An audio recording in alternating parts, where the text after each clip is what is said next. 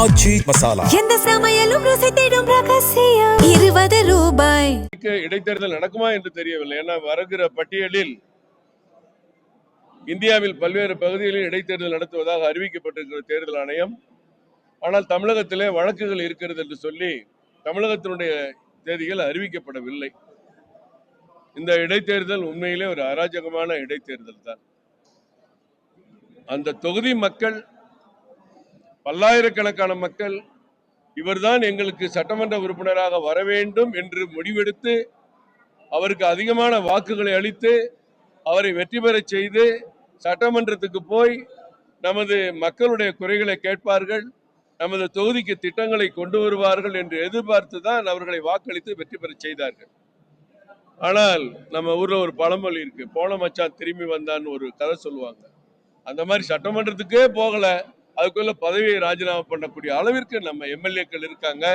அதனால இன்றைக்கு தேர்தல் ஆணையம் அதை நிறுத்தி வைத்திருக்கிறதா அல்லது தள்ளி வைத்திருக்கிறதா அல்லது விரைவில் 6 மாதத்திற்கு நடத்த முடியுமா தெரியாது.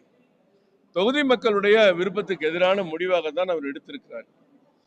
கம்யூனிஸ்ட் இயக்கங்கள், திருமாவளவன் போன்றவர்கள் எல்லோருமே இந்த ராஜினாமா செய்துவிட்டு கட்சியில் உடனே ஐக்கியமாகிற செயலை அவர்களே அதை சுட்டிக்காட்டி வேதனையோடு கண்டிக்கிறார்கள், வருத்தப்படுகிறார்கள், நேரத்துக்கு ஒன்று சொல்கிறார்கள். அவர் கூட்டணி ஆட்சியில் இருக்கிறதுனால.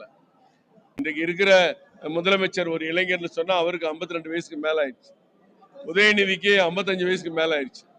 42 வயதில் ஒரு தலைவர் தமிழ்நாட்டில் இருக்காருன்னா அது அண்ணாமலை அவர்கள் மட்டும்தான். அவர் தான் உண்மையான ஒரு இளைஞர், உண்மையான ஒரு இளைஞர். அந்த இளைஞர் தமிழால் இணைவோம், தமிழால் உயர்வோம். நேற்று அமெரிக்காவில் அதான் பேசியிருக்கிறார். வெள்ளை அறிக்கை நிதி சம்பந்தமா 13,80,00,000 கோடி வெள்ளை அறிக்கையில நிதி இருக்கிறது. ஆண்டுக்கு 78,000 கோடி வருவாய் பற்றாக்குறை இருக்கு, டெபிசிட் இருக்கு அப்படிங்கிறது முதலே தெரியும். அதை ஏன் இப்ப அவசர அவசரமா வெளியிட்டாங்கன்னு எனக்கு தெரியல. அதே மாதிரி மின்சார வாரியத்துக்கும் ஒரு நிதிநிலை அறிக்கை ஏன் தனியா வெள்ளை அறிக்கை கொடுத்தாங்கன்னு தெரியல.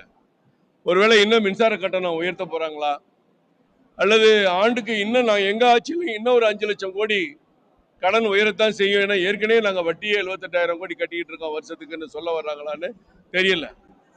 மக்கள் வெள்ளை அறிக்கைகளை கேட்கல, மக்கள் தேர்தல் வாக்குறுதிகளை எப்ப நிறைவேற்ற போறீங்கன்னு கேட்கிறாங்க.